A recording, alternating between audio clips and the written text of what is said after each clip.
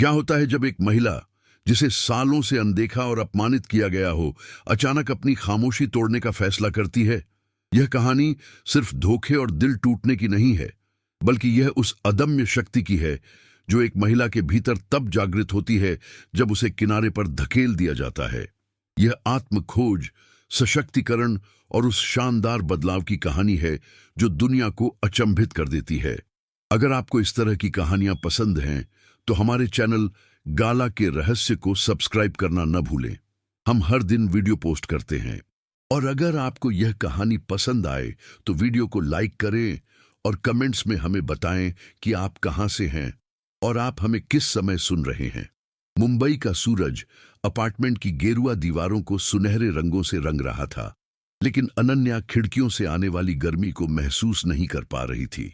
Kitchen में बैठी उसके हाथों के बीच कॉफी का कप ठंडा हो रहा था। वह विक्रम को काम पर एक और दिन के लिए तैयार होते हुए देख रही थी, या कम से कम वह यही कहता था।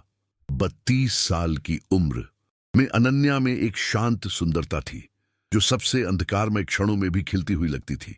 उसके भूरे बाल उसके कंधों पर नरम लहरों में गिरते थे और उसकी हरी आंखों में एक गहराई थी जिसे कुछ ही लोग खोजने की जहमत उठाते थे।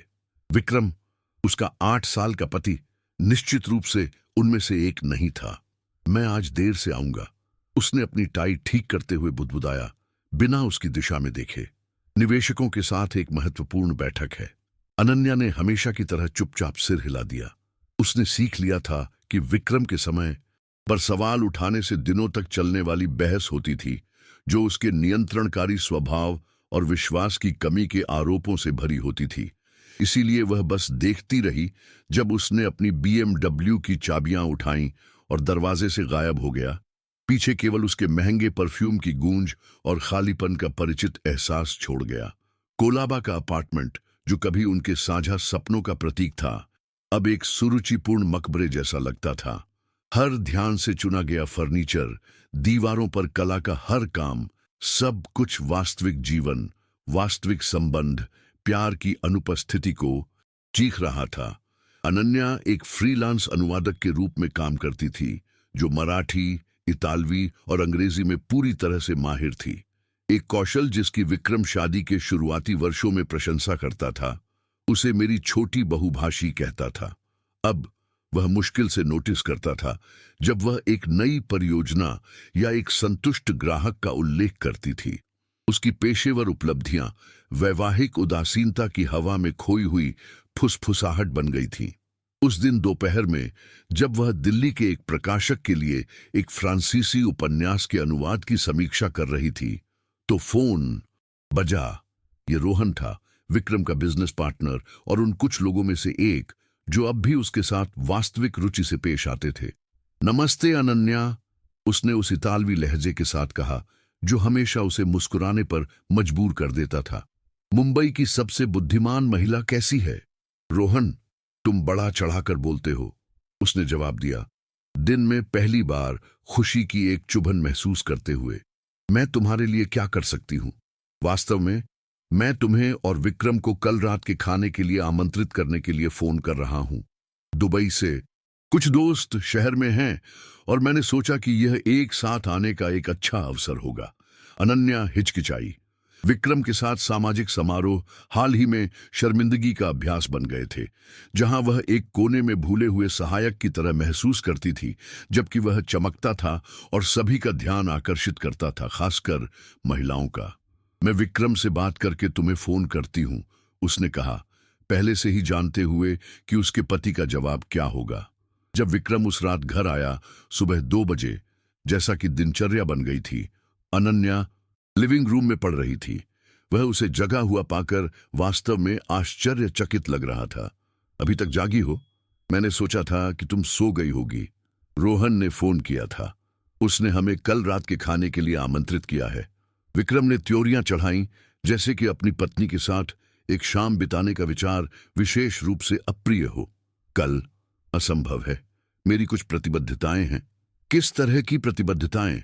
सवाल अनन्या के खुद को नियंत्रित करने से पहले ही निकल गया। विक्रम की आंखें कठोर हो गईं। काम की प्रतिबद्धताएं? अनन्या, तुम नहीं समझोगी, लेकिन वह उसकी कल्पना से कहीं ज्यादा समझती थी। महीनों से छोटे छोटे संकेत रेत के कणों की तरह जमा हो रहे थे, जो एक असंभव टीला बना रहे थे जिसे नजरअंदाज नहीं किया जा सकता था। देर से आना, फुसफुसाते हुए फोन कॉल, अचानक अपनी उपस्थिति के बारे में चिंता, सप्ताहांत में काम करना, जिसके परिणाम स्वरूप कभी भी दिखाई देने वाले अनुबंध नहीं होते थे, और कुछ और भी था। हाल ही में विक्रम ने एक सूक्ष्म क्रूरता विकसित की थी, उसे नीचा दिखाने का एक तरीका जो अपनी सटीकता में लगभग कलात्मक लगता था। उसके वजन पर, उसके कपड़ों पर, इस बात पर टिप्पणियां कि वह अब दिलचस्प बनने के लिए प्रयास नहीं करती थी। ऐसा था जैसे वह व्यवस्थित रूप से उसके आत्मसम्मान को ईंट दर ईंट नष्ट कर रहा था। शायद यह बेहतर है, अनन्या ने किताब बंद करते हुए कहा। मैं अकेली जाऊंगी। विक्रम ने एक उदासीनता के साथ कंधे उचका दिए, जो किसी भी सीधे अपमान से ज्यादा दर्दनाक था। जो चाहो करो। उस रात एक ऐसे आदमी के बगल में लेटी हुई जो एक अजनबी बन गया था, अनन्या ने छत को देखा और खुद से एक खामोश वादा किया। वह अभी तक नहीं जानती थी कि पहला कदम क्या होगा, लेकिन कुछ बदलना था। उसने अपने ही जीवन में एक परछाई बनकर बहुत साल बिता दिए थे। अगली सुबह विक्रम हमेशा की तरह जल्दी निकल गया, लेकिन इस बार अनन्या ने कुछ अलग देखा। वह अपना सेल फोन किचन की मेज पर भूल गया था। शादी के सालों में उसने कभी उसकी निजता का उल्लंघन नहीं किया था, लेकिन किसी चीज ने उसे डिवाइस की ओर धकेल दिया। शायद यह सहज ज्ञान था, शायद यह अज्ञानता में जीने की थकान थी। जो संदेश उसे मिले, उन्होंने उसके सभी सबसे काले संदेहों की पुष्टि की। रिया नाम की एक महिला के साथ अंतरंग बातचीत, होटलों में मिलने की योजना, प्यार की घोषणाएं जो विक्रम ने सालों से उसे नहीं की थीं। इससे भी ज्यादा दर्दनाक वे संदेश थे जहां उसने अनन्या के बारे में क्रूर तिरस्कार के साथ बात की थी। उसे उबाऊ, पूर्वानुमानित एक बोझ कहा था जिसे उसे सहना पड़ता था। अनन्या किचन की कुर्सी पर बैठ गई। फोन अभी भी उसके कांपते हाथों में था। उसके आसपास की दुनिया रुक गई थी, जैसे किसी ने एक नाटकीय दृश्य के बीच में एक फिल्म को रोक दिया हो। उसने दर्द, गुस्सा, तबाही महसूस करने की उम्मीद की थी। इसके बजाय जो आया वह कुछ अप्रत्याशित था। राहत। आखिरकार उसके पास जवाब थे। आखिरकार वह वास्तविकता की अपनी धारणा पर सवाल उठाना बंद कर सकती थी। शादी मर चुकी थी, शायद सालों से, और विक्रम ने बस इसे गुप्त रूप से दफनाने का फैसला किया था, जबकि वह इसे जीवित रखने के लिए अकेली संघर्ष कर रही थी। जब विक्रम सेल फोन लेने के लिए वापस आया तो उसने अनन्या को लिविंग रूम में बाहर जाने के लिए तैयार पाया। कहां जा रही हो? उसने स्पष्ट रूप से घबराकर पूछा। रोहन के डिनर पर, उसने शांति से जवाब दिया। जैसा कि मैंने कल कहा था, अकेली। जाहिर है हां। उसके लहजे में कुछ अलग रहा होगा, क्योंकि विक्रम ने उसे और ध्यान से देखा। लेकिन अनन्या पहले से ही दरवाजे की ओर बढ़ रही थी, पीछे अपनी कोलोन की महक, और यह एहसास छोड़ गई कि उस धूप वाली मुंबई की सुबह में कुछ मौलिक बदल गया था। जो विक्रम कल्पना नहीं कर सकता था वह यह था कि यह आखिरी बार होगा जब वह अनन्या को उस विनम्र और खामोश महिला के रूप में देखेगा जिसे उसने इतने सालों से हल्के में लिया था। तूफान आ रहा था, लेकिन वह अभी तक क्षितिज पर बादलों को बनते हुए नहीं देख सकता था। संगीत, जिस रेस्तरां को रोहन ने चुना था, वह फोर्ट एरिया के केंद्र में स्थित था। एक ऐसी जगह जहां मध्ययुगीन मुंबई शहर की महानगरीय आधुनिकता के साथ मिलती थी। अनन्या ठीक 8 बजे पहुंची। उसने एक नेवी ब्लू ड्रेस पहनी थी जो उसकी हरी आंखों को निखार रही थी, और एक आत्मविश्वास था जिसके बारे में वह खुद भी नहीं जानती थी। रोहन प्रवेश द्वार पर उसका इंतजार कर रहा था, और जब उसने उसे आते देखा तो उसका चेहरा खिल उठा। 35 साल की उम्र में उसने उस भूमध्य सागरीय आकर्षण को बनाए रखा था जिसने उसे एक सफल व्यवसायी बना दिया था, लेकिन यह उसकी सच्ची दयालुता थी जिसने हमेशा अनन्या को प्रभावित किया था। विक्रम के विपरीत, रोहन उससे बात करते समय उसकी आंखों में देखता था, उसकी परियोजनाओं के बारे में सवाल पूछता था और वास्तव में जवाब सुनता था। तुम आज रात बहुत खूबसूरत लग रही हो, उसने पारंपरिक अभिवादन में उसके गालों को चूमते हुए कहा। विक्रम सच में नहीं आ रहा है? काम, अनन्या ने बस जवाब दिया, और उसके लहजे में कुछ ऐसा था जिसने रोहन को एक भौं उठाने पर मजबूर कर दिया। रात के खाने के दौरान अनन्या रोहन के दुबई से आए दोस्तों से मिली, जो आर्किटेक्ट्स की एक जोड़ी और एक समकालीन कला गैलरिस्ट थे। बातचीत स्वाभाविक रूप से इतालवी, मराठी और अंग्रेजी के बीच प्रवाहित हुई, और अनन्या ने खुद को कला, साहित्य और यात्रा पर चर्चा में सक्रिय रूप से योगदान करते हुए पाया। ऐसा था जैसे उसका एक हिस्सा, जो सालों से सोया हुआ था, आखिरकार जाग रहा था। तुम्हारी पत्नी आकर्षक है, गैलरिस्ट कबीर ने रोहन को संबोधित करते हुए टिप्पणी की। समकालीन दृश्य कला पर साहित्य के प्रभाव पर उसका एक बहुत ही दिलचस्प दृष्टिकोण है।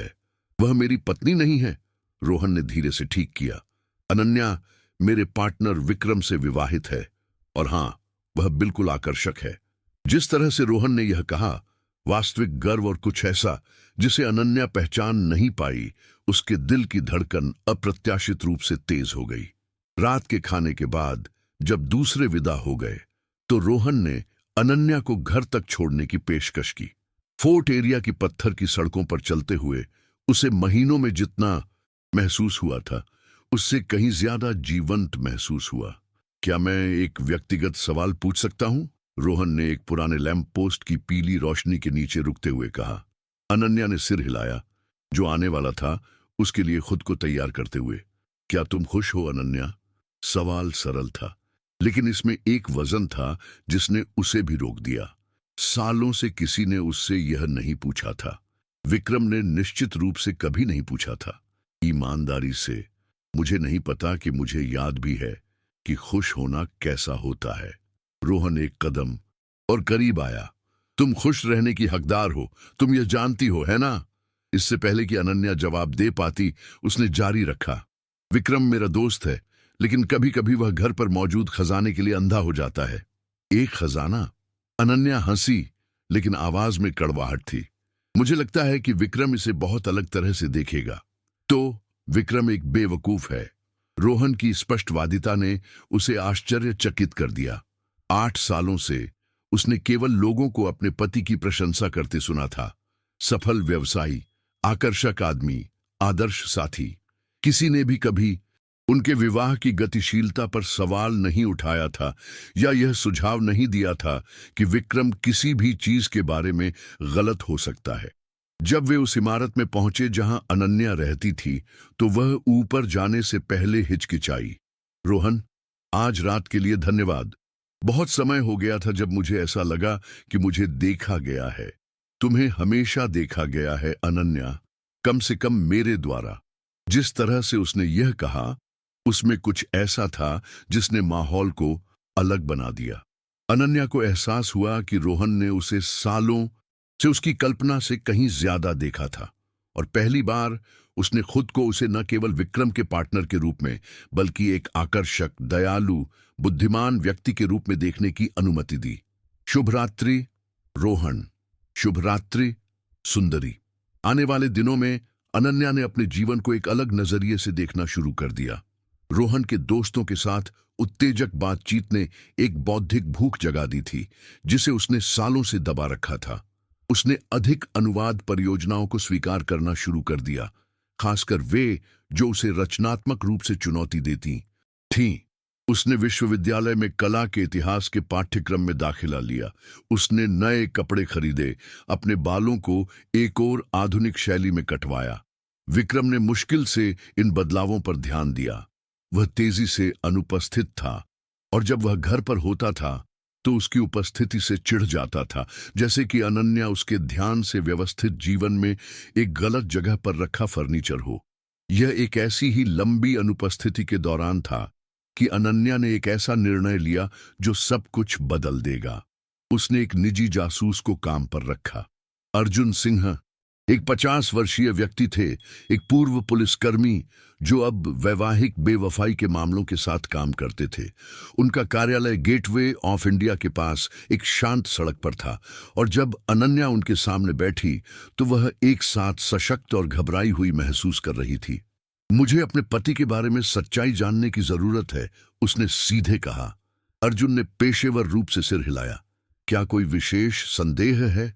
अनन्या ने विक्रम के व्यवहार में बदलाव अनियमित घंटे जो संदेश उसने देखे थे के बारे में बताया। अर्जुन ने सावधानीपूर्वक नोट्स लिए। मुझे कुछ बुनियादी जानकारी और तस्वीरों की आवश्यकता होगी, उसने कहा, और मुझे यह समझने की जरूरत है कि कभी-कभी सच्चाई संदेह से ज्यादा दर्दनाक हो सकती है। मैं संदेह की पीड़ा से सच्चाई के दर्द को पसंद करती हूं। जांच के नतीजों का इंतजार करते हुए अनन्या ने अपना व्यक्तिगत परिवर्तन जारी रखा।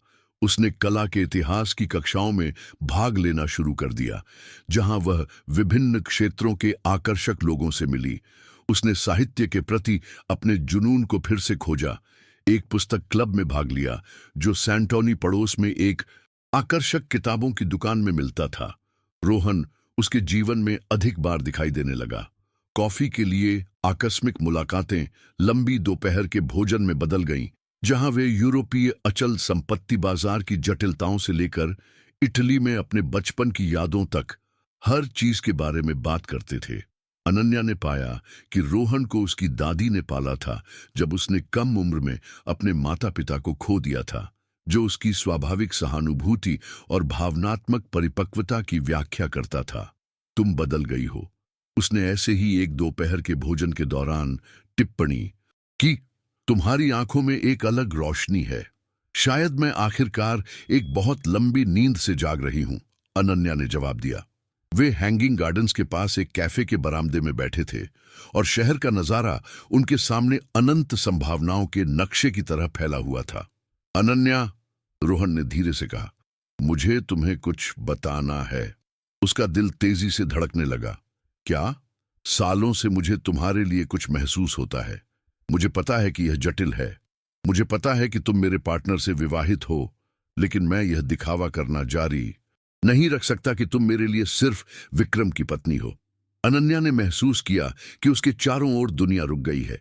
इतने लंबे समय तक उसने खुद को अदृश्य, अवांछित महसूस किया था कि किसी के, विशेष रूप से रोहन जैसे किसी के, उसके लिए भावनाओं को पालने का विचार लगभग असंभव लग रहा था। रोहन, तुम्हें अभी कुछ भी कहने की जरूरत नहीं है, उसने बीच में कहा। मुझे बस तुम्हें यह बताने की जरूरत थी।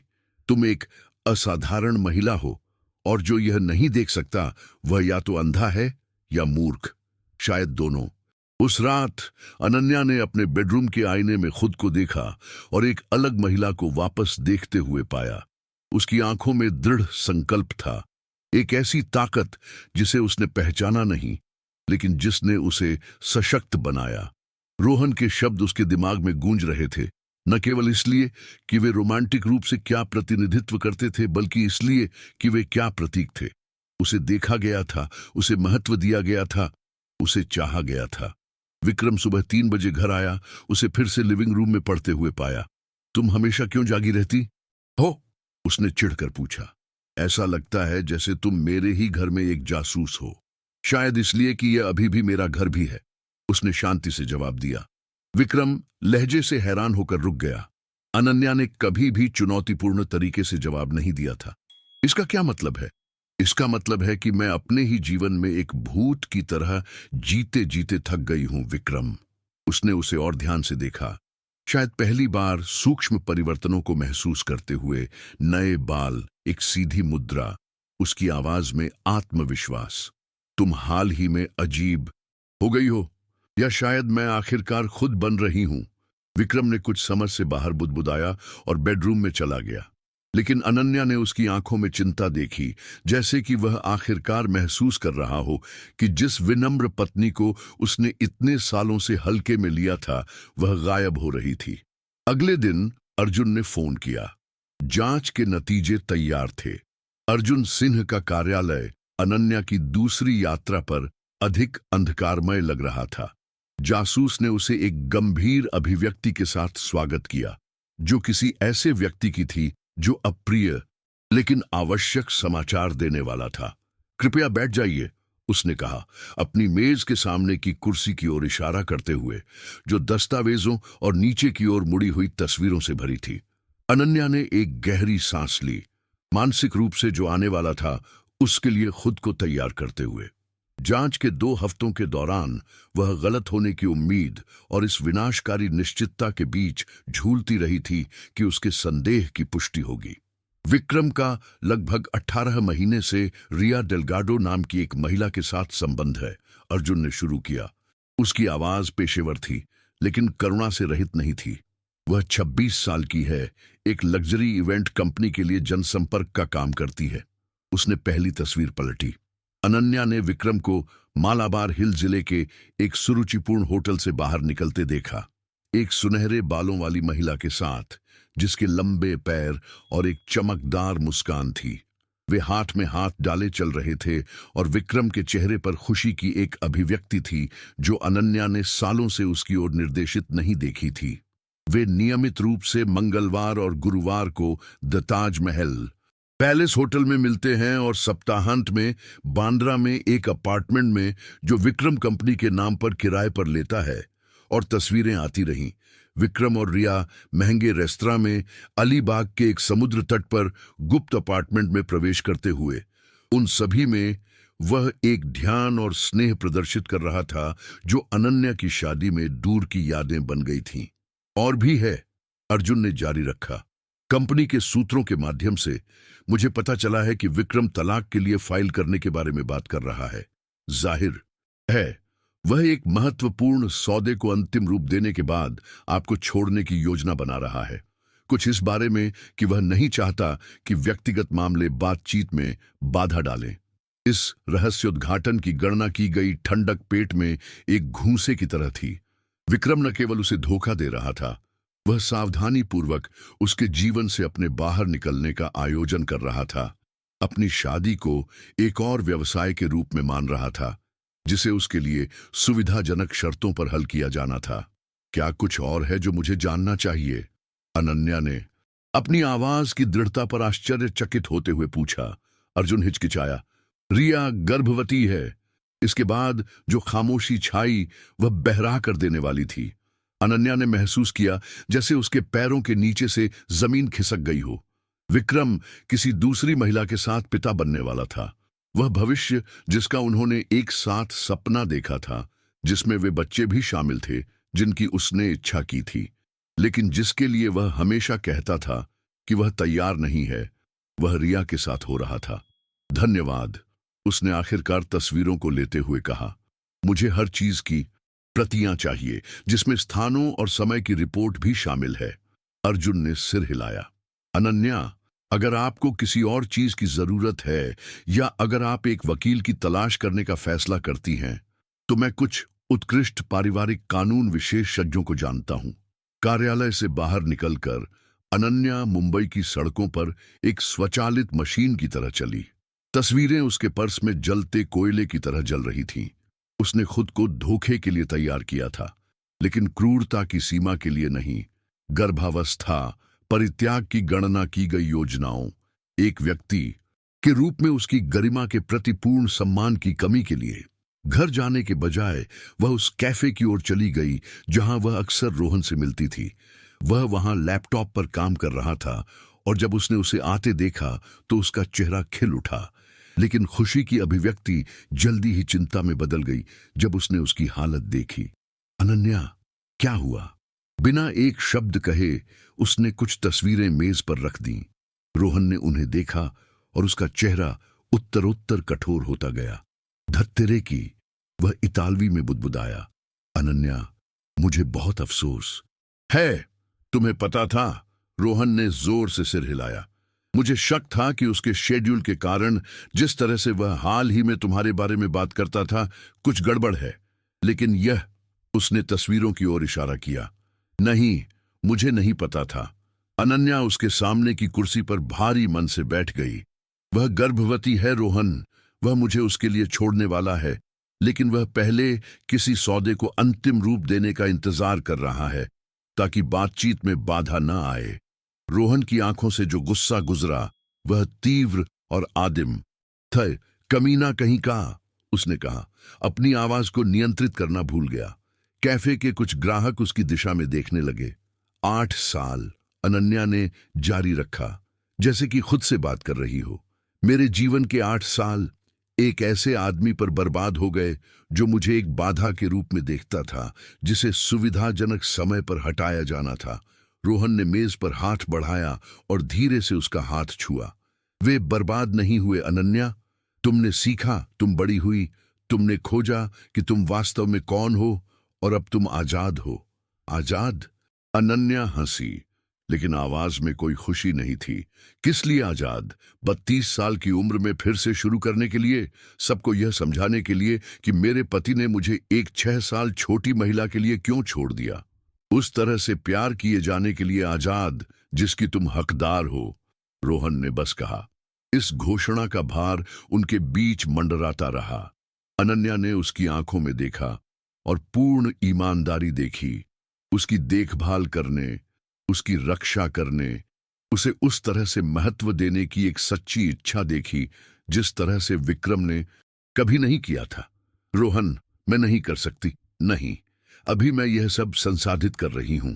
मैं समझता हूं, उसने कहा, लेकिन मैं चाहता हूं कि तुम जान लो कि जब तुम तैयार होगी तो मैं यहां रहूंगा। उस रात अनन्या एक मानसिक स्पष्टता के साथ घर पहुंची जो उसने सालों में महसूस नहीं की थी। विक्रम अभी तक वापस नहीं आया था। शायद वह रिया के साथ था, शायद अपने नए जीवन के विवरण पर चर्चा कर रहा था। वह लिविंग रूम में बैठ गई जहां उसने इतनी अकेली रातें बिताई थीं और योजनाएं बनाने लगी। पहले उसे एक वकील की जरूरत थी, एक अच्छा वकील जो यह सुनिश्चित करने में उसकी मदद करेगा कि विक्रम अपने धोखे के लिए भारी कीमत चुकाए। दूसरा, उसे अपने वित्त को पुनर्गठित करने और अपनी आर्थिक स्वतंत्रता सुनिश्चित करने की आवश्यकता थी। तीसरा, और शायद सबसे महत्वपूर्ण, उसे विक्रम और उन सभी को जो उसे जानते थे यह दिखाने की जरूरत थी कि वह नाजुक और आश्रित पीड़िता नहीं थी जिसकी उसने कल्पना की थी। अगर आपको अब तक की कहानी पसंद आ रही है तो हम आपको हमारे चैनल गाला के रहस्य को सब्सक्राइब करने और इस वीडियो को लाइक करने के लिए प्रोत्साहित करने के लिए एक क्षण लेना चाहते हैं। आपके समर्थन का मतलब हमारे लिए बहुत है और हमें आपके लिए और अधिक मनोरंजक कहानियां लाने में मदद करता है। हमें यह बताने के लिए नीचे एक टिप्पणी छोड़ें कि आप कहां से सुन रहे हैं। अब अनन्या की मनोरंजक यात्रा पर वापस आते हैं। विक्रम हमेशा की तरह सुबह 2 बजे आया। उसने अनन्या को लिविंग रूम में पढ़ते हुए पाया, लेकिन इस बार उसने न तो उसका अभिवादन किया और न ही उसके दिन के बारे में पूछा। अभी तक जागी हो? उसने हमेशा की तरह उसी चिड़चिड़े लहजे में पूछा। विक्रम, उसने शांति से कहा, हमें बात करने की जरूरत है। उसके लहजे में कुछ ऐसा था जिसने उसे रोक दिया। शायद यह भावना की पूरी अनुपस्थिति थी, वह ठंडक जो सालों से उसकी अपनी ठंडक को दर्शाती थी। किस बारे में बात करनी है? अनन्या उठी और उसकी ओर चली, उन तस्वीरों में से एक को पकड़े हुए जो अर्जुन ने ली थी। जब विक्रम ने रिया के साथ होटल से बाहर निकलते हुए अपनी तस्वीर देखी तो वह पीला पड़ गया। इस बारे में उसने बस कहा। एक पल के लिए जो शाश्वत लग रहा था, उन्होंने खामोशी से एक दूसरे को देखा। विक्रम ने कई बार अपना मुंह खोला और बंद किया, जैसे पानी से बाहर मछली। अनन्या, मैं समझा सकता हूं। नहीं, उसने बीच में टोका, तुम नहीं कर सकते। 18 महीने के झूठ का कोई स्पष्टीकरण नहीं है किसी दूसरी महिला को गर्भवती करने का, जबकि मुझे बच्चे चाहने के लिए अपर्याप्त महसूस कराया, मुझे छोड़ने की योजना बनाने का, जैसे कि मैं एक व्यावसायिक समस्या थी जिसे हल किया जाना था। विक्रम को एहसास हुआ कि वह एक तस्वीर के सुझाव से कहीं ज्यादा जानती है। तुम्हें कैसे? इससे कोई फर्क नहीं पड़ता। जो मायने रखता है वह यह है कि अब मैं ठीक ठीक जानती हूं कि तुम कौन हो, विक्रम, और तुम ठीक ठीक पता लगाओगे कि मैं कौन हूं। इन शब्दों में एक छिपा हुआ खतरा था जिसे विक्रम समझ नहीं पाया। अनन्या, जिसे वह जानता था, धमकी नहीं देती थी। तुम क्या चाहती हो? अभी के लिए कि तुम इस घर से बाहर निकल जाओ। जाओ, अपनी गर्भवती प्रेमिका के साथ रहो। मुझे यकीन है कि तुम लोगों के पास योजना बनाने के लिए बहुत कुछ है। विक्रम हिचकिचाया, स्पष्ट रूप से अनन्या के इस संस्करण से भ्रमित था जिसे वह नहीं जानता था। और उसके बाद अनन्या मुस्कुराई, लेकिन मुस्कान में कोई गर्मी नहीं थी। उसके बाद, मेरे प्यारे पति, तुम सीखोगे कि एक महिला को कम आंकना तुम्हारे जीवन की सबसे महंगी गलती हो सकती है। जब विक्रम अपना सामान पैक करने के लिए सीढ़ियों से ऊपर गया तो अनन्या लिविंग रूम में रही, सालों में पहली बार महसूस करते हुए कि उसका अपने जीवन पर नियंत्रण था। युद्ध अभी शुरू ही हुआ था, लेकिन अब वह महिला नहीं थी जिसने कुछ हफ्ते पहले अपने पति के सेल फोन पर संदेश खोजे थे। वह एक योद्धा थी और विक्रम को अभी तक नहीं पता था कि उसका क्या इंतजार कर रहा है। विक्रम के जाने के 2 हफ्ते बाद अनन्या मीरा शर्मा के कार्यालय में बैठी थी, जिन्हें मुंबई के सर्वश्रेष्ठ पारिवारिक कानून वकीलों में से एक माना जाता था। मीरा 45 साल की एक महिला थीं, जिनके चांदी के बाल त्रुटिहीन रूप से सजे हुए थे और जटिल तलाक के मामलों में अथक होने की प्रतिष्ठा थी। मुझे स्वीकार करना होगा, मीरा ने कहा, उन दस्तावेजों की समीक्षा करते हुए जो अनन्या लाई थी। मैं शायद ही कभी इतना अच्छी तरह से प्रलेखित मामला देखती हूं। आपके जासूस ने एक असाधारण काम किया है। सबूत सावधानीपूर्वक व्यवस्थित किए गए थे। तस्वीरें, समय रिपोर्ट, होटलों और महंगे उपहारों पर खर्च दिखाने वाले बैंक स्टेटमेंट, यहां तक कि बातचीत की रिकॉर्डिंग जो अर्जुन ने विक्रम की कंपनी के स्रोतों के माध्यम से प्राप्त की थी। विक्रम ने आपकी बुद्धिमत्ता को पूरी तरह से कम आंका, मीरा ने जारी रखा। उसने कुछ भी ठीक से छिपाने की कोशिश नहीं की, शायद इसलिए कि वह आपको संदेह करने या कार्य करने में असमर्थ मानता था। और संपत्ति के बारे में क्या? अनन्या ने पूछा। मीरा मुस्कुराई, एक मुस्कान जो न्याय का वादा करती थी। यहां दिलचस्प हिस्सा है। भारतीय कानून के अनुसार आप शादी के दौरान अर्जित सभी संपत्तियों के 50% की हकदार हैं। इसमें वह कंपनी भी शामिल है जिसे उसने रोहन के साथ बनाया है, निवेश, अपार्टमेंट, बैंक खाते, सब कुछ। अनन्या ने एक ठंडी और परिकलित संतुष्टि महसूस की। विक्रम ने उसे आश्रित और अक्षम महसूस कराने में सालों बिताए थे, जबकि वास्तव में वह कानूनी रूप से उसके पास मौजूद हर चीज के आधे की हकदार थी। इसके अलावा मीरा ने जारी रखा, चूंकि आप यह साबित कर सकती हैं कि उसने अपनी प्रेमिका और गुप्त अपार्टमेंट को बनाए रखने के लिए वैवाहिक धन का दुरुपयोग किया, हम नैतिक क्षति के लिए अतिरिक्त मुआवजे का अनुरोध कर सकते हैं। हम एक बहुत ही पर्याप्त राशि के बारे में बात कर रहे हैं। जब अनन्या वकील के कार्यालय से बाहर निकली तो उसे लगा जैसे वह महीनों में पहली बार ताजी हवा में सांस ले रही है। हर कदम जो वह उठा रही थी उसे उस विनम्र महिला से दूर ले जा रहा था जो वह थी, और उसे उस मजबूत महिला के करीब ला रहा था जो वह बन रही थी। उसका शारीरिक परिवर्तन भी पूरे जोरों पर था। उसने एक व्यक्तिगत प्रशिक्षक को काम पर रखा था और एक व्यायाम दिनचर्या का पालन कर रही थी जो उसे शक्तिशाली और आत्मविश्वासी महसूस कराती थी। उसके बालों में अब सुनहरे रंग के शेड्स थे जो उसकी हरी आंखों को निखारते थे, और उसने अपनी एक शैली विकसित की थी, सुरुचिपूर्ण लेकिन परिष्कार के एक किनारे के साथ, जो जहां भी जाती थी ध्यान आकर्षित करती थी। कला के इतिहास का पाठ्यक्रम एक नए जुनून में बदल गया था। अनन्या ने पाया कि उसके पास मूल्यवान टुकड़ों की पहचान करने के लिए एक स्वाभाविक नजर थी और एक विश्लेषणात्मक क्षमता थी जो उसके प्रोफेसरों को प्रभावित करती थी। उसने कला बाजार में काम करने की संभावना पर विचार करना शुरू कर दिया। शायद अपनी खुद की गैलरी भी खोल सकती थी। रोहन इन अशांत हफ्तों के दौरान उसका भावनात्मक सहारा बन गया था। वे नियमित रूप से मिलते थे और हर मुलाकात उनके बीच के संबंध को गहरा करती थी। विक्रम के विपरीत, जो हमेशा अपनी रुचियों के साथ बातचीत पर हावी रहता था, रोहन उसके सपनों, उसके डर, उसकी महत्वाकांक्षाओं के बारे में सवाल पूछता था। तुम खिल रही हो, उसने भूमध्य सागर के दृश्य वाले एक रेस्तरां की छत पर दोपहर के भोजन के दौरान टिप्पणी की। यह धीमी गति में एक फूल को खिलते हुए देखने जैसा है। कभी कभी मुझे इतना अच्छा होने के लिए दोषी महसूस होता है। अनन्या ने कबूल किया। मुझे टूटा हुआ, रोता हुआ काम करने में असमर्थ होना चाहिए। इसके बजाय मुझे लगता है जैसे मैं कोमा से जाग रही हूं। यह दिखाता है कि तुम अवचेतन रूप से पहले से ही जानती थी कि शादी मर चुकी है। तुम्हारी आत्मा लंबे समय से इसके लिए तैयारी कर रही थी। रोहन सही था। पीछे मुड़कर देखने पर अनन्या अपनी भावनात्मक तैयारी के संकेत देख सकती थी। महिला सशक्तिकरण पर जो किताबें उसने पढ़ना शुरू कर दी थीं, वे क्षण जब वह खुद को एक अलग जीवन की कल्पना करते हुए पाती थी, जिस तरह से उसने पिछले कुछ महीनों में गुप्त रूप से पैसे बचाना शुरू कर दिया था। रोहन, उसने धीरे से कहा, मुझे तुम्हें तलाक की प्रगति के बारे में बताने की जरूरत है। उसने सिर हिलाया, उसे अपना पूरा ध्यान देते हुए। मीरा को लगता है कि मैं जितना मैंने कल्पना की थी उससे कहीं ज्यादा हासिल कर सकती हूं। हर चीज का 50%, जिसमें तुम्हारी और उसकी कंपनी में हिस्सेदारी भी शामिल है। रोहन ने त्योरियां चढ़ाईं। इसका मतलब है कि विक्रम को या तो मुझे अपना हिस्सा बेचना होगा या मुझे खरीदने का कोई तरीका खोजना होगा। क्या यह तुम्हें परेशान करता है?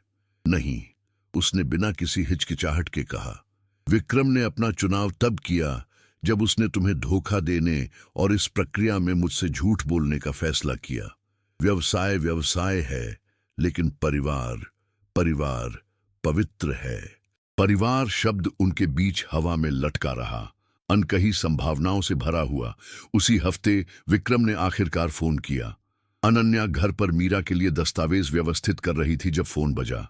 अनन्या, हमें बात करने की जरूरत है, उसने कहा। उसकी आवाज में एक तनाव था जो उसने पहले कभी नहीं सुना था। किस बारे में विक्रम? इस सारे पागलपन के बारे में। मेरे वकील ने कहा कि तुम हर चीज का आधा मांग रही हो। यह हास्यास्पद है। अनन्या हंसी, एक वास्तविक मनोरंजक ध्वनि। यह हास्यास्पद है कि मैं वह मांग रही हूं जो कानून मुझे गारंटी देता है। तुमने कभी व्यवसाय में कोई दिलचस्पी नहीं ली, तुमने कभी कुछ भी बनाने में मदद नहीं की। तुम आधा कैसे चाह सकती हो? उसी तरह जैसे तुम हमारे विवाह के पैसे का उपयोग करके किसी दूसरी महिला के साथ एक परिवार बनाना चाहते हो, उसने ठंडक से जवाब दिया। विक्रम रुका। तुम्हें रिया के गर्भवती होने के बारे में कैसे पता चला? विक्रम, मुझे सब कुछ पता है। हर होटल, हर उपहार, हर झूठ जो तुमने मुझे पिछले 18 महीनों में बताया है। देखो अनन्या, मुझे पता है कि मैंने गलतियां की हैं, लेकिन हम इसे सभ्य तरीके से हल कर सकते हैं। हमें वकीलों को शामिल करने और इसे एक युद्ध बनाने की जरूरत नहीं है। सभ्य? अनन्या की आवाज एक पायदान ऊपर चली गई। क्या तुम इसे सभ्य मानते हो कि तुमने मुझे 18 महीने तक धोखा दिया? क्या यह सभ्य है कि एक सौदा बंद करने के बाद मुझे छोड़ने की योजना बनाई? क्या यह सभ्य है कि किसी दूसरी महिला को गर्भवती कर दिया जबकि मुझे बच्चे चाहने के लिए अपर्याप्त महसूस कराया? मैं तुम्हें कभी चोट नहीं पहुंचाना चाहता था। बेशक तुम चाहते थे विक्रम, तुम मुझे इतनी चोट पहुंचाना चाहते थे कि तुमने यह सुनिश्चित किया कि मैं अवांछित, बदसूरत, उबाऊ महसूस करूं। तुमने व्यवस्थित रूप से मेरे आत्मसम्मान को नष्ट कर दिया ताकि मुझ में कभी तुमसे सवाल करने या तुम्हें छोड़ने की हिम्मत न हो। दूसरी तरफ से चुप्पी लंबी थी। तुम क्या चाहती हो? उसने आखिरकार पूछा। न्याय, और मैं इसे लेकर रहूंगी। अनन्या ने फोन काट दिया, पहले से कहीं ज्यादा शक्तिशाली महसूस करते हुए। विक्रम के साथ हर टकराव ने उसे मजबूत बनाया, उसे दिखाया कि जिस आदमी ने उसे सालों तक डराया था वह वास्तव में एक कायर था जब एक ऐसी महिला का सामना करना पड़ा जो उसके रहस्यों को जानती थी। उस रात रोहन शैंपेन की एक बोतल और एक रहस्यमयी मुस्कान के साथ उसके दरवाजे पर दिखाई दिया। हम क्या मना रहे हैं? उसने उसे अंदर आने देते हुए पूछा। तुम्हारा साहस, उसने बस कहा, और मेरे पास तुम्हारे लिए एक प्रस्ताव भी है। अनन्या ने एक भौं उठाई जब उसने 2 गिलास भरे। मैं कला बाजार में विस्तार करने की सोच रहा हूं, रोहन ने जारी रखा। टुकड़े खरीदना, उन्हें बेचना, शायद एक गैलरी खोलना। मुझे ज्ञान वाले किसी व्यक्ति की आवश्यकता है, गुणवत्ता के लिए एक नजर वाले, बातचीत करने के लिए बुद्धिमत्ता वाले। मुझे तुम्हारी जरूरत है अनन्या, एक पार्टनर के रूप में, एक कर्मचारी के रूप में नहीं, एक व्यावसायिक भागीदार के रूप में। तुम तलाक से मिलने वाले पैसे का निवेश करोगी, मैं अपना व्यावसायिक अनुभव लगाऊंगा और हम मिलकर कुछ नया बनाएंगे। प्रस्ताव आकर्षक था, लेकिन अनन्या हिचकिचाई। और अगर यह हमारे बीच व्यक्तिगत रूप से काम नहीं करता है तो मेरा मतलब है। रोहन उसके करीब आया, गिलास को एक तरफ रखते हुए। अनन्या, मैं सालों से तुमसे प्यार करता हूं। यह कोई अचानक या अवसरवादी जुनून नहीं है। यह कुछ ऐसा है जो मेरे अंदर बढ़ा है, तुम्हारी बुद्धिमत्ता, तुम्हारी दया, तुम्हारी ताकत को देखते हुए, तब भी जब तुम खुद इन गुणों को नहीं देख सकती थी। उसने धीरे से उसका चेहरा छुआ। लेकिन भले ही तुम कभी मेरी भावनाओं का जवाब न दो, फिर भी मैं तुम्हारे साथ काम करना चाहता हूं। फिर भी मैं तुम्हें सफल होते देखना चाहता हूं, क्योंकि तुम वह सब कुछ पाने की हकदार हो जिसे विक्रम ने कभी महत्व देने की संवेदनशीलता नहीं दिखाई। अनन्या की आंखों में आंसू महसूस हुए, लेकिन वे कृतज्ञता के आंसू थे, दर्द के नहीं। इतने सालों तक उसे एक सहायक के रूप में, किसी के जीवन में एक माध्यमिक उपस्थिति के रूप में देखे जाने की आदत हो गई थी। रोहन उसे मुख्य पात्र के रूप में देख रहा था। मैं स्वीकार करती हूं, उसने कहा। साझेदारी। रोहन ने इंतजार किया। उसकी गहरी आंखें उम्मीद से भरी थीं। और तुम? उसने फुसफुसाया। मैं तुम्हें भी स्वीकार करती हूं। जब रोहन ने उसे चूमा तो ऐसा लगा जैसे सालों का दर्द और अस्वीकृति शुद्ध संबंध के एक पल में घुल गई। विक्रम ने उसे पिछले कुछ सालों में जो यांत्रिक चुंबन दी थे, उनके विपरीत यह चुंबन वास्तविक इच्छा, कोमलता, भविष्य के वादों से भरा था। उस रात सालों में पहली बार अनन्या एक ऐसे आदमी की बाहों में सो गई जो उससे प्यार करता था। वास्तव में उससे प्यार करता था, एक कब्जे या सुविधा के रूप में नहीं, बल्कि उस असाधारण महिला के रूप में जो वह हमेशा से थी। शहर के दूसरी तरफ विक्रम रिया के साथ अपने गुप्त अपार्टमेंट में था। उस तंग बजट पर चर्चा कर रहा था जो तलाक पैदा कर रहा था। वह अभी तक नहीं जानता था कि उसके स्वार्थी फैसलों से न केवल उसे अपनी आधी संपत्ति का नुकसान होगा, बल्कि उसे अनन्या को उस शानदार महिला में बदलते देखने का अवसर भी मिलेगा जो वह बनने वाली थी। 6 महीने बाद मुंबई सीजन के सबसे विशिष्ट कार्यक्रम द मुंबई हेरिटेज फाउंडेशन के गाला बॉल की प्रत्याशा से उबल रहा था। एक चैरिटी पार्टी जो शहर के व्यापार, कला और सामाजिक अभिजात वर्ग को एक साथ लाती थी। यह कार्यक्रम राजसी रॉयल ओपेरा हाउस में आयोजित किया जाना था और टिकट की कीमत प्रति व्यक्ति 4 लाख रुपए थी। अनन्या जुहू में अपने नए अपार्टमेंट में थी। उस रात के लिए तैयारी कर रही थी जो धोखे की शिकार महिला से पूर्ण विजेता के रूप में उसके पूर्ण परिवर्तन को चिह्नित करेगी। पिछले कुछ महीनों में सब कुछ असाधारण रूप से बदल गया था। तलाक अनुकूल रूप से समाप्त हो गया था। मीरा ने शुरू में जो अनुमान लगाया था उससे कहीं ज्यादा। विक्रम को न केवल सभी वैवाहिक संपत्तियों का 50% भुगतान करने के लिए मजबूर किया गया था, बल्कि सिद्ध नैतिक क्षति के लिए एक बड़ा मुआवजा भी देना पड़ा था। अनन्या को एक ऐसी राशि मिली जिसने उसे जीवन भर के लिए आर्थिक रूप से स्वतंत्र बना दिया। रोहन के साथ एक पार्टनर के रूप में उसने पैसे का एक हिस्सा कोलाबा में एक समकालीन आर्ट गैलरी में निवेश किया था, जो कलेक्टरों और आलोचकों के बीच तुरंत सफल हो गई। उभरती प्रतिभाओं की पहचान करने की उसकी क्षमता और बातचीत के लिए उसकी स्वाभाविक योग्यता ने उसे मुंबई के कला बाजार में एक सम्मानित शक्ति के रूप में जल्दी से स्थापित कर दिया। व्यक्तिगत रूप से रोहन के साथ उसका रिश्ता इस तरह से फला फूला जिसकी उसने कभी कल्पना भी नहीं की थी। वह न केवल उससे प्यार करता था, वह उसका जश्न मनाता था। हर पेशेवर उपलब्धि, खुशी का हर पल, अपने बारे में हर खोज को वह वास्तविक खुशी और गर्व के साथ प्राप्त करता था। शारीरिक रूप से अनन्या पहचानने योग्य नहीं थी। महीनों के व्यायाम ने उसे एक घड़ी हुई और आत्मविश्वासी काया दी थी। उसकी शैली कुछ परिष्कृत लेकिन अपने व्यक्तित्व के साथ विकसित हुई थी। उसने वह विकसित किया था जिसे फैशन पत्रिकाएं प्रामाणिक लालित्य कहती हैं। गाला के लिए उसने एक पन्ना हरे रंग की रेशम की पोशाक चुनी थी, जिसे एक उभरते हुए डिजाइनर द्वारा डिजाइन किया गया था, जिसका उसकी गैलरी प्रतिनिधित्व करती थी। कट उसकी काया के लिए एकदम सही था, उसके कर्व्स को बिना दिखावा किए उभारता था और रंग उसकी आंखों को गहनों की तरह चमकाता था। उसके बाल एक सुरुचिपूर्ण लेकिन आधुनिक जूड़े में बंधे थे और उसके गहने रोहन से उपहार नाजुक लेकिन प्रभावशाली थे। तुम बहुत खूबसूरत लग रही हो, रोहन ने कहा जब वह उसे लेने आया। वह अपने कस्टम मेड टक्सीडो में सुरुचिपूर्ण लग रहा था, लेकिन उसकी आंखें केवल उसी पर थीं। घबराई हुई हो? उसने पूछा जब वे कार में बैठे। नहीं, अनन्या ने जवाब दिया और महसूस किया कि यह सच था। मैं दुनिया को यह दिखाने के लिए उत्सुक हूं कि मैं वास्तव में कौन हूं। रॉयल ओपेरा हाउस एक परी कथा के दृश्य में बदल गया था। छत के रंगीन मोजाइक पर सुनहरी रोशनी नाच रही थी और विस्तृत फूलों की सजावट हर मेज को सजा रही थी। मुंबई समाज की क्रीम मौजूद थी, व्यवसाय, कलाकार, राजनेता, सोशलाइट्स। जब अनन्या और रोहन मुख्य हॉल में दाखिल हुए तो प्रशंसा की एक फुसफुसाहट उनके पीछे चली। बहुत से लोग विक्रम के तलाक की कहानी जानते थे। मुंबई एक महानगर होने के बावजूद जब उच्च समाज की गपशप की बात आती है तो अभी भी एक छोटे शहर के पहलुओं को बनाए रखता है।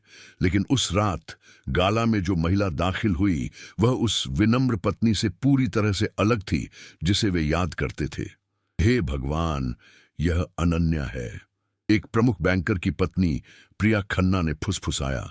वह बहुत खूबसूरत लग रही है।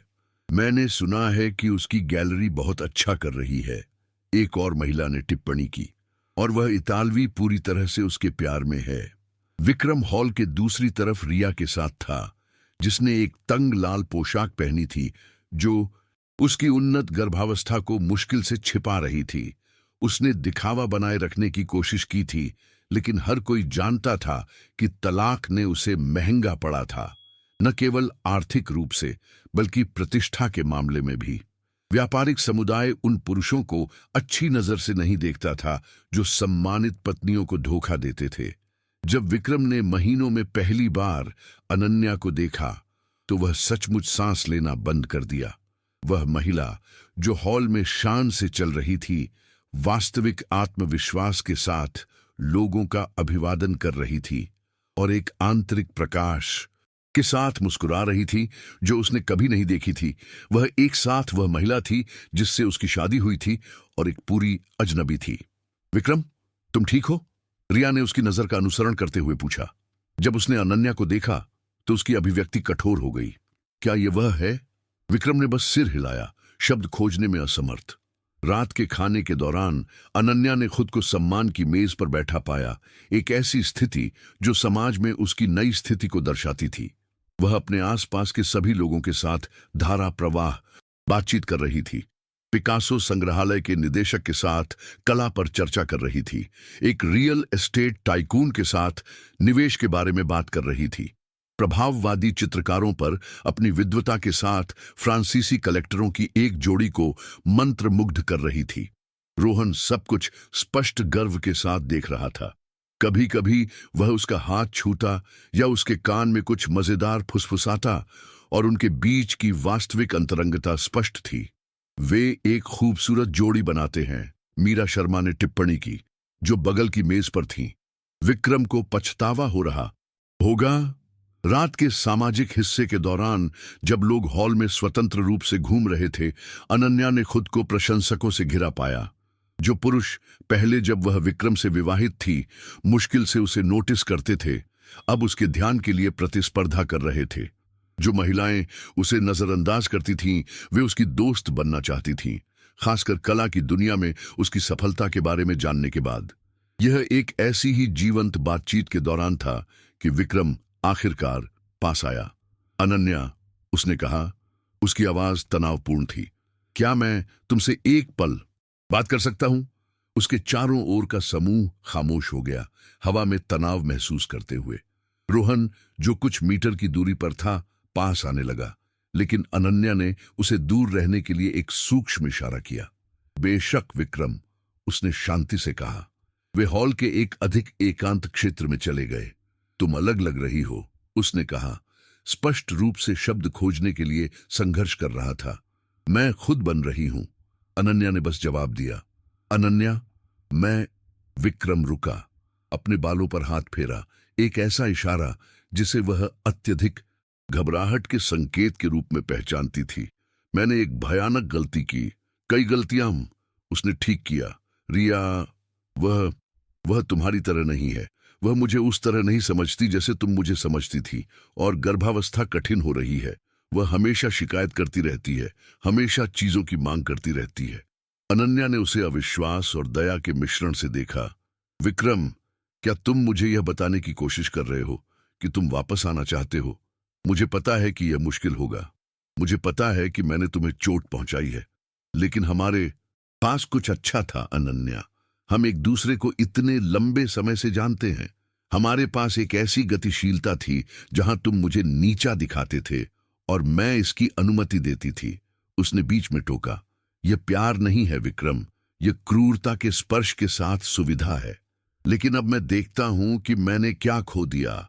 मैं देखता हूं कि तुम कितनी खूबसूरत हो, कैसे सब तुम्हारी प्रशंसा करते हैं। तुमने मुझे नहीं खोया विक्रम, अनन्या ने कहा।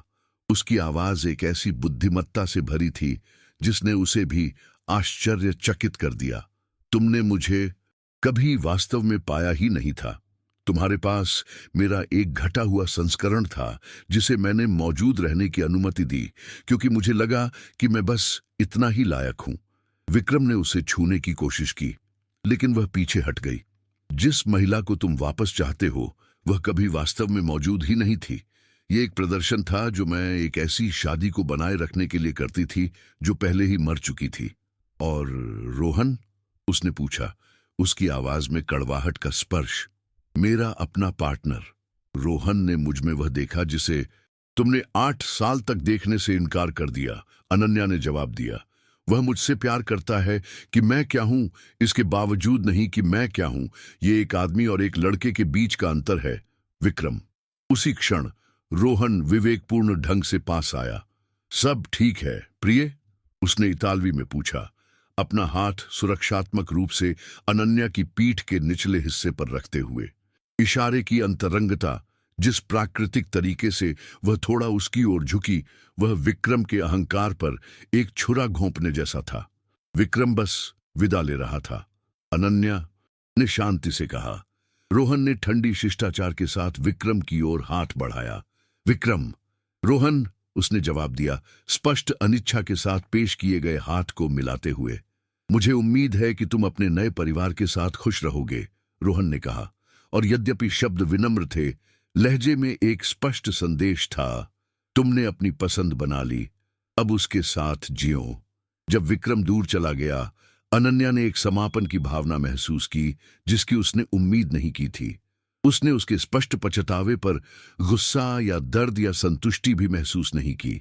उसने स्वतंत्रता महसूस की। तुम ठीक हो? रोहन ने पूछा। ठीक से बेहतर, उसने जवाब दिया, उसकी आंखों में देखने के लिए मुड़कर। मैं ठीक वहीं हूं जहां मुझे होना चाहिए। बाकी रात एक सपने की तरह गुजरी। अनन्या ने नृत्य किया, हंसी, बात की। वह उस सितारे की तरह चमकी जो वह हमेशा से थी, लेकिन उसने कभी खुद को बनने की अनुमति नहीं दी थी। जब गाला समाप्त हुआ तो वह और रोहन पूर्णिमा के नीचे मुंबई के ऐतिहासिक केंद्र से गुजरे। उनके कदम पुरानी पत्थर की सड़कों पर गूंज रहे थे। एक सवाल है जो मुझे पूछना है, रोहन ने कहा जब वे कैथेड्रल के पास रुके। गॉथिक इमारत की सुनहरी रोशनी एक आदर्श पृष्ठभूमि बना रही थी। अनन्या मुस्कुराई, पहले से ही संदेह करते हुए कि क्या आने वाला था। रोहन वहीं सड़क पर घुटनों के बल बैठ गया और अपनी जेब से एक छोटा मखमली डिब्बा निकाला। अनन्या रोड्रिगेज, उसने उसका पहला नाम इस्तेमाल करते हुए कहा, जिसे उसने फिर से अपना लिया था। क्या तुम मुझसे शादी करोगी? इसलिए नहीं कि तुम्हें किसी की जरूरत है, बल्कि इसलिए कि हम एक दूसरे को चुनते हैं। अंगूठी एकदम सही थी, हीरों से घिरा एक पन्ना, उसकी आंखों के रंग और उसकी नई शैली के परिष्कार को दर्शाता है। हाँ, उसने बिना किसी हिचकिचाहट के कहा। हाँ हाँ हाँ। जब रोहन ने उसे वहीं सड़क पर चूमा, मुंबई को उनकी खुशी के गवाह के रूप में, अनन्या ने महसूस किया कि उसका परिवर्तन पूरा हो गया था। वह अब वह महिला नहीं थी जिसने विश्वासघात और दर्द की खोज की थी। वह एक ऐसी महिला थी जिसने पुनर्जन्म लेना चुना था, जिसने अपनी गरिमा के लिए लड़ाई लड़ी थी और जीती थी, जिसने सच्चा प्यार पाया था, अपने दुख के पुरस्कार के रूप में नहीं, बल्कि वह व्यक्ति बनने का एक स्वाभाविक परिणाम था जो वह हमेशा बनने के लिए नियत थी। शहर की दूसरी तरफ विक्रम गर्भवती रिया के साथ साझा किए गए अपार्टमेंट की खिड़की से बाहर देख रहा था, मुंबई की रोशनी को देख रहा था और सोच रहा था कि वह इतने लंबे समय तक इतना अंधा कैसे था। लेकिन पछतावे के लिए बहुत देर हो चुकी थी। अनन्या आगे बढ़ चुकी थी और उसे अपनी पसंद के परिणामों के साथ जीना होगा। अनन्या की कहानी बदला या प्रतिशोध के बारे में नहीं थी। यह एक ऐसी महिला के बारे में थी जिसने दूसरे के विश्वासघात से परिभाषित होने से इनकार कर दिया और अपनी ताकत, बुद्धिमत्ता और प्यार करने और वास्तव में प्यार किए जाने की क्षमता से खुद को फिर से परिभाषित करने का फैसला किया। और उस जादुई मुंबई की रात में भूमध्य सागरीय सितारों के नीचे वह आखिरकार अपने ही जीवन की नायिका बन गई। 5 साल बाद भूमध्य सागरीय सूरज अनन्या के कार्यालय की सफेद लिनन के पर्दों से छनकर आ रहा था। दीवारों पर सावधानी से व्यवस्थित कलाकृतियों पर सुनहरे पैटर्न बना रहा था। मुंबई के वित्तीय जिले की आधुनिक इमारत की 10वीं मंजिल से वह फिरोजी नीले समुद्र को क्षितिज तक फैला हुआ देख सकती थी। एक ऐसा दृश्य जो उसे उस जीवन के लिए कृतज्ञता से भरना कभी नहीं छोड़ता था जो उसने बनाया था। कला दर्पण आर्ट गैलरी यूरोप के सबसे सम्मानित समकालीन कला घरों में से एक बन गई थी। जो तलाक के पैसे के एक परिकलित निवेश के रूप में शुरू हुआ था, वह एक सांस्कृतिक साम्राज्य में बदल गया था जो 3 महाद्वीपों के कलाकारों का प्रतिनिधित्व करता था और सालाना करोड़ों रुपए का कारोबार करता था। अनन्या अब केवल एक सफल व्यवसायी नहीं थी, वह कला की दुनिया में एक प्रभावशाली व्यक्ति थी जिससे संग्रहालयों, कलेक्टरों और अंतर्राष्ट्रीय आलोचकों द्वारा सलाह ली जाती थी। उस विशेष क्षण में वह अगले महीने की प्रदर्शनी नारी स्वर 20वीं शताब्दी में कला और प्रतिरोध के लिए कैटलॉग की समीक्षा कर रही थी। प्रदर्शनी का उद्घाटन एक साथ मुंबई, दुबई और लंदन में होगा, एक विस्तार जो पिछले कुछ वर्षों में गैलरी के घातीय विकास को दर्शाता था। मैडम बेनेडेट, उसकी सहायक स्नेहा की नरम आवाज ने उसके विचारों को बाधित किया। आपके पति ने फोन किया था। आर्किटेक्ट्स के साथ बैठक दोपहर 3 बजे के लिए स्थानांतरित कर दी गई है। अनन्या अपना नया उपनाम सुनकर मुस्कुराई। उसने 3 साल पहले उदयपुर में एक अंतरंग समारोह में रोहन से शादी की थी, जो केवल करीबी दोस्तों और उसके परिवार से घिरा हुआ था, जिसने उसे पहली मुलाकात से ही एक बेटी के रूप में अपना लिया था। शादी केवल एक रोमांटिक मिलन नहीं थी, बल्कि शब्द के हर अर्थ में एक सच्ची साझेदारी थी। धन्यवाद स्नेहा, और मुझे फूलों की दुकान पर फोन करने की याद दिलाना। मैं चाहती हूं कि गुरुवार के उद्घाटन के लिए सफेद चपरासें एकदम सही हों। जब स्नेहा चली गई तो अनन्या ने खुद को एक पल के लिए चिंतन करने की अनुमति दी। कुछ ही घंटों में वह हेलेना वास्केज की प्रदर्शनी के उद्घाटन पर होगी, जो एक युवा कैटलन चित्रकार थी जिसकी प्रतिभा अनन्या ने 2 साल पहले खोजी थी। उभरते कलाकारों को पहचान मिलते देखना उसके करियर की सबसे बड़ी संतुष्टि में से एक बन गया था, लगभग उतना ही संतोषजनक जितना कि उसने जो साम्राज्य बनाया था उसे देखना। उसका फोन बजा। एक परिचित तस्वीर प्रदर्शित करते हुए रोहन उनके हनीमून के दौरान गोवा के एक समुद्र तट पर मुस्कुरा रहा था।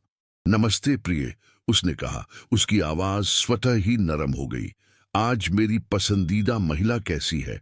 फोन के माध्यम से उसकी आवाज अभी भी उसे एक प्यार में डूबी किशोरी की तरह मुस्कुराने पर मजबूर कर देती थी। तुम्हारी एकमात्र महिला, मुझे उम्मीद है, उसने मजाक किया। मिलानी निवेशकों के साथ बैठक कैसी रही? असाधारण। वे लंदन में भी विस्तार के लिए वित्त पोषण करना चाहते हैं। ऐसा लगता है कि हमें मेफेयर में एक अपार्टमेंट खोजना शुरू करना होगा। अनन्या हंसी। रोहन के साथ जीवन व्यावसायिक और व्यक्तिगत रोमांच का एक निरंतर उत्तराधिकार था। उसने विक्रम के साथ उसके तलाक के बाद निर्माण कंपनी में अपनी हिस्सेदारी बेच दी थी, सब कुछ गैलरी और अन्य सांस्कृतिक उपक्रमों में निवेश कर दिया था। साथ में उन्होंने न केवल एक कंपनी बनाई थी, बल्कि एक जीवन शैली भी बनाई थी जो कला, सुंदरता और सबसे बढ़कर सच्चे प्यार का जश्न मनाती थी। लंदन की बात करते हुए रोहन ने जारी रखा, मुझे वह जानकारी मिल गई है जो तुमने विक्रम के बारे में मांगी थी। अनन्या रुकी। पिछले कुछ सालों में उसने कभी कभी अपने पूर्व पति के बारे में सोचा था, पुरानी यादों या पछतावे के लिए नहीं, बल्कि इस बारे में साधारण मानवीय जिज्ञासा के लिए कि लोगों की पसंद समय के साथ कैसे सामने आती है। और उसने मानसिक रूप से खुद को तैयार करते हुए पूछा। उसकी कंपनी गंभीर वित्तीय कठिनाइयों में है। जाहिर तौर पर उसने कुछ संदिग्ध निवेश निर्णय लिए और उस स्थिरता के बिना जो मैं एक पार्टनर के रूप में प्रदान करता था। खैर, तुम कल्पना कर सकती हो, रिया ने उसे 6 महीने पहले छोड़ दिया, अपनी बेटी को अपने साथ ले गई। अनन्या ने कुछ ऐसा महसूस किया जिसे पहचानने में एक पल लगा। दया उस आदमी के लिए नहीं जिसने उसे धोखा दिया था और अपमानित किया था, बल्कि उस इंसान के लिए जिसने बुरे विकल्प बनाए थे और अब परिणामों का सामना कर रहा था। बेटी अब लगभग 3 साल की होगी, उसने बुदबुदाया। 3.5 साल, रोहन ने पुष्टि की। विक्रम बांद्रा में उसी अपार्टमेंट में अकेला रह रहा है, लेकिन वह कंपनी के कर्ज को कवर करने के लिए इसे बेचने की कोशिश कर रहा है। और रिया ने उसे छोड़ने के बारे में क्या कहा? मेरे सूत्रों के अनुसार उसने कहा कि वह एक ऐसे आदमी के साथ रहते रहते थक गई थी जो अपना सारा समय उस एकमात्र महिला के लिए विलाप करने में बिताता था जो वास्तव में उसे समझती थी। स्थिति की विडंबना अनन्या से छिपी नहीं रही। विक्रम ने अपनी शादी को कुछ बेहतर की तलाश में नष्ट कर दिया था, केवल यह पता लगाने के लिए कि उसने ठीक वही खो दिया था जो उसके पास हमेशा था और कभी महत्व देना नहीं सीखा। क्या तुम्हें उसके लिए बुरा लग रहा है? रोहन ने पूछा, उसे इतनी अच्छी तरह से जानते हुए कि उसकी आवाज में सूक्ष्म परिवर्तन का पता लगा सके। ठीक से बुरा नहीं, अनन्या ने सोच समझकर जवाब दिया, लेकिन इस बारे में शिक्षित कि हमारी पसंद हमें कैसे परिभाषित करती है। विक्रम ने क्रूर होना चुना, उसने धोखा देना चुना, उसने मुझे तब छोड़ना चुना जब उसने सोचा कि उसके पास कुछ बेहतर है। उन विकल्पों ने उसे ठीक वहीं पहुंचाया है जहां वह अब है। और तुमने बहादुर होना चुना, रोहन ने धीरे से जोड़ा। तुमने अपने लिए लड़ना चुना, तुमने खुद को फिर से बनाना चुना, तुमने फिर से प्यार करना चुना। हमने चुना, उसने ठीक किया। हमने एक साथ कुछ सुंदर बनाने का फैसला किया। फोन काटने के बाद अनन्या अपने कार्यालय की मनोरम खिड़की तक चली। नीचे मुंबई जीवन से स्पंदित था। पर्यटक गौड़ी वास्तुकला की तस्वीरें ले रहे थे, स्थानीय लोग व्यावसायिक बैठकों के लिए दौड़ रहे थे, मरीन ड्राइव पर सड़क कलाकार चित्र बना रहे थे। जिस शहर ने उसके परिवर्तन को देखा था वह उसकी तरह ही विकसित होता रहा। उसकी सचिव ने फिर से दरवाजा खटखटाया। अनन्या, यहाँ एक युवा महिला है जो आपसे बात करना चाहती है। उसने कहा कि यह एक प्रदर्शनी के अवसर के बारे में है। बेशक, उसे अंदर भेजो। जो महिला कार्यालय में दाखिल हुई वह लगभग 25 साल की थी, जिसके घुंघराले बाल लापरवाही से बंधे हुए थे और किसी ऐसे व्यक्ति की तीव्र नजर थी जिसके पास कहने के लिए बहुत कुछ था, लेकिन यह नहीं पता था कि कैसे शुरू किया जाए। वह एक बड़ा फोल्डर ले जा रही थी जिसमें स्पष्ट रूप से कलाकृतियां थीं। मेरा नाम आयशा वर्मा है, उसने घबरा कर कहा। मैं एक चित्रकार हूं और मुझे पता है कि आप बहुत व्यस्त हैं, लेकिन मैंने सुना है कि आप कभी-कभी उन कलाकारों को मौका देती हैं जिन्हें दूसरे गैलरिस्ट नजरअंदाज कर देते हैं। अनन्या मुस्कुराई, तुरंत युवा महिला की आंखों में कलात्मक भूख को पहचानते हुए। बैठ जाओ आयशा, चलो देखते हैं कि तुम क्या लाई हो। अगले 2 घंटे तेजी से बीत गए जब आयशा ने अपने कैनवस दिखाए। जीवंत पेंटिंग जो मुंबई में अप्रवासी महिलाओं के अनुभव को पकड़ती थीं, उनके संघर्ष, उनकी उम्मीदें, उनकी छोटी रोजमर्रा की जीतें। काम कच्चा, ईमानदार और तकनीकी रूप से प्रभावशाली था। तुमने कहाँ अध्ययन किया? अनन्या ने वास्तव में प्रभावित होकर पूछा। मैंने औपचारिक रूप से अध्ययन नहीं किया, आयशा ने स्वीकार किया। मेरा परिवार मध्य अमेरिका से आया था जब मैं 15 साल की थी। मैंने दिन में सफाई कर्मी के रूप में काम किया और रात में पेंट किया। ये 5 साल की बिना सोई रातें हैं। यह कहानी अनन्या के दिल में कुछ गहरा प्रतिध्वनित हुई। यहाँ एक और महिला थी जिसने परिस्थितियों से सीमित होने से इनकार कर दिया था, जिसने संघर्ष को कला में बदल दिया था, दर्द को सुंदरता में। आयशा, उसने आखिरकार कहा, कैसा रहेगा अगर मैं तुम्हारी 3 कृतियों को हमारी अगली सामूहिक प्रदर्शनी में शामिल करूं? यह तुम्हारे लिए गंभीर कलेक्टरों और आलोचकों द्वारा देखे जाने का एक अवसर है। आयशा की आंखें आंसुओं से भर गईं। आप ऐसा करेंगी? करूंगी और करूंगी, लेकिन बदले में मैं चाहती हूं कि तुम विश्वविद्यालय में रात के कला पाठ्यक्रमों में दाखिला लो। तुम्हारी जैसी प्रतिभा को तकनीकी ज्ञान के साथ भी पोषित किया जाना चाहिए। जब आयशा कार्यालय से निकली, व्यावहारिक रूप से खुशी से तैर रही थी, अनन्या ने उस परिचित संतुष्टि को महसूस किया जो अपनी सफलता का उपयोग दूसरों को ऊपर उठाने के लिए करने से आती थी। इस तरह से उसने अपनी यात्रा का सम्मान करना चुना, उन महिलाओं के लिए दरवाजे खोलकर जो कभी उसकी तरह बस अपना मूल्य दिखाने के लिए एक अवसर की जरूरत थी। शाम 6 बजे रोहन उसे लेने के लिए कार्यालय में दिखाई दिया। शादी के 3 साल बाद भी जब वह एक कमरे में प्रवेश करता था तो वह अभी भी उसके दिल की धड़कन बढ़ा देता था। न केवल इसलिए कि वह सुंदर था, हालांकि वह निश्चित रूप से था, बल्कि इसलिए कि उसकी उपस्थिति का मतलब घर था, इसका मतलब सुरक्षा था, इसका मतलब बिना शर्त प्यार था। मेरी पसंदीदा कलाकार कैसी है? उसने उसे धीरे से चूमते हुए पूछा। तुम्हारी पसंदीदा कलाकार ने अभी अभी मुंबई की अगली महान चित्रकार की खोज की है, उसने जवाब दिया, उसे आयशा के बारे में बताते हुए जब वे लिफ्ट की ओर बढ़े। घर के रास्ते में सर्रिया में एक सुंदर घर जिसे उन्होंने एक साथ खरीदा और पुनर्निर्मित किया था। वे एक छोटे से चौक पर रुके जहां एक वायलिन वादक पर्यटकों और काम से लौट रहे स्थानीय लोगों के लिए एक उदास धुन बजा रहा था। तुम्हें पता है मैं आज क्या सोच रही थी? अनन्या ने कहा, संगीत सुनते हुए, रोहन के हाथ पर झुकते हुए। बताओ, अगर विक्रम ने मुझे धोखा नहीं दिया होता, अगर हमारी शादी किसी तरह काम कर गई होती, तो मैं कभी वह नहीं बन पाती जो मैं आज हूं। मैंने कभी अपनी ताकत की खोज नहीं की होती, कभी गैलरी नहीं बनाई होती, कभी तुम्हें नहीं पाया होता। रोहन ने उसे और करीब खींच लिया। क्या तुम्हें लगता है कि तुम्हें उसका शुक्रिया अदा करना चाहिए? अनन्या हंसी। ठीक से नहीं, लेकिन मैं मानती हूं कि कभी कभी सबसे बुरी चीजें जो हमारे साथ होती हैं, वे सबसे अच्छी चीजों के लिए दरवाजे खोलती हैं। और सबसे अच्छी चीज क्या होगी? तुम, उसने बिना किसी हिचकिचाहट के कहा। इसलिए नहीं कि तुमने मुझे बचाया, बल्कि इसलिए कि तुमने मुझे तब चुना जब मैं आखिरकार जान गई कि मैं चुने जाने के लायक हूं। उस रात उन्होंने अपने घर की छत पर भोजन किया, उन पौधों से घिरे हुए जिन्हें अनन्या ने सावधानी से उगाया था। गुलाब, चमेली, सुगंधित जड़ी बूटियां जो गर्म हवा को सुगंधित करती थीं। उन्होंने गैलरी के लंदन विस्तार के बारे में बात की, अगले साल एक बच्चा गोद लेने की संभावना के बारे में, हिमालय की यात्रा के बारे में जिसकी वे योजना बना रहे थे। बाद में जब रोहन उसके बगल में सो रहा था, अनन्या ने बेडरूम की खिड़की से बाहर मुंबई की रोशनी को देखा जो दूरी में टिमटिमा रही थी। 5 साल पहले वह एक ऐसी महिला थी जो अपने ही जीवन में अदृश्य महसूस करती थी। आज वह कोई ऐसी थी जो न केवल तीव्रता से चमकती थी, बल्कि दूसरों को अपनी रोशनी खोजने में भी मदद करती थी। विक्रम का विश्वासघात दर्दनाक था, यह क्रूर था, यह विनाशकारी था, लेकिन यह अनजाने में उसकी स्वतंत्रता के लिए उत्प्रेरक भी था।